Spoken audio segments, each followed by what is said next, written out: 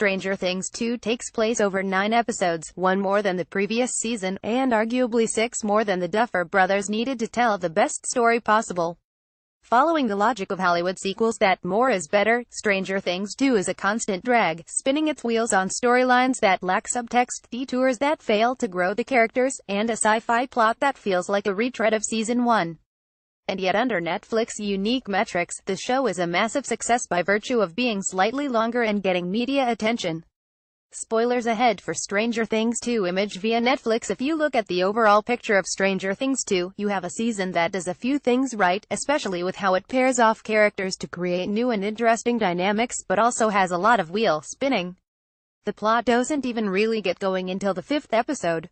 New characters are introduced like Billy, Max, and Kelly, but their impact on the overall plot is negligible. Meanwhile, characters like Mike are pushed to the side, relegated to being a leader but without any of the shading beyond pining for Eleven. And arguably the season would be better if they didn't include Eleven at all, whose raison d'etre appears to be killing the giant monster at the end. But Stranger Things 2 wants to have it all without having any clue on how to utilize its broader canvas. It's a show where the town of Hawkins literally has monsters beneath its streets threatening to consume everything. Is it a metaphor for the rot of suburbia, the decay of America, the problems people hide? Nope, it's literally just the new monster, a way to have more Demogorgons plus a huge monster who they kill, but not really, since we see it in the closing shot. Nothing was accomplished, no one really grew, and boy wasn't it a fun ride filled with references to 80s stuff. Image via Netflix. Think about where this season shines and how much better it would be if, rather than trying to shoehorn in some epic sci-fi that, again, doesn't feel wholly different than Season 1 except there's more monsters, the Duffer Brothers had pared down to about 3 or 4 episodes where they focus more on the character relationships. You could still have a supernatural element to tie the characters together, but it would force the showrunners to focus on what's important rather than trying to simply expand the scope without adding depth. You could still end with the characters dancing at the snowball, but wouldn't need the constant monster stuff as a distraction. For example, look at the relationship between Lucas and Max.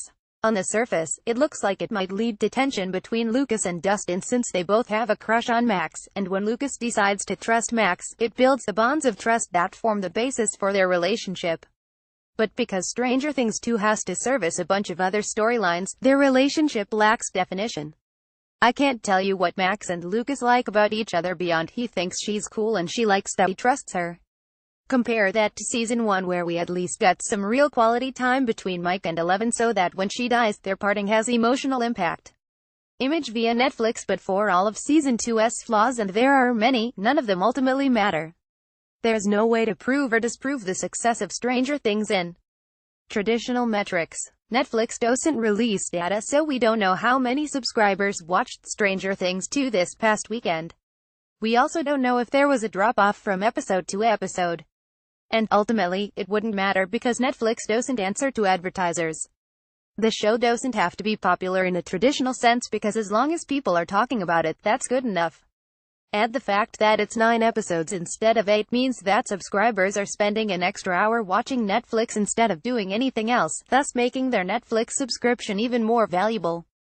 For Netflix, the game right now is all about loading up on content.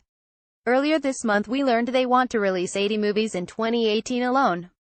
If the content is actually good, then all the better, but right now, they just want to be your one-stop shop for entertainment rather than you going out this weekend to the movies or renting a horror classic on iTunes. They want to make sure you're tuned to Netflix and watching Stranger Things 2. It's a metric of success divorced from numbers or even actual quality. If Netflix were trying to make the best show possible, I don't know if Stranger Things 2 would have a bigger budget to basically just retread Season 1 with different character relationships. But all they have to do is feed the brand feeds Netflix, and that keeps the subscriber base growing. Image via Netflix. And that's a shame because buried beneath the empty sci-fi and 80s references, Stranger Things 2 is a better show trying to get out. It's a show where you genuinely care about the characters, and yet it's a constantly frustrating experience because rather than getting to spend time with this ensemble and dig into the finer points of their relationships, we keep moving between plotlines and the show continues to spin its wheels. That may be what Netflix requires, but it doesn't make for good storytelling.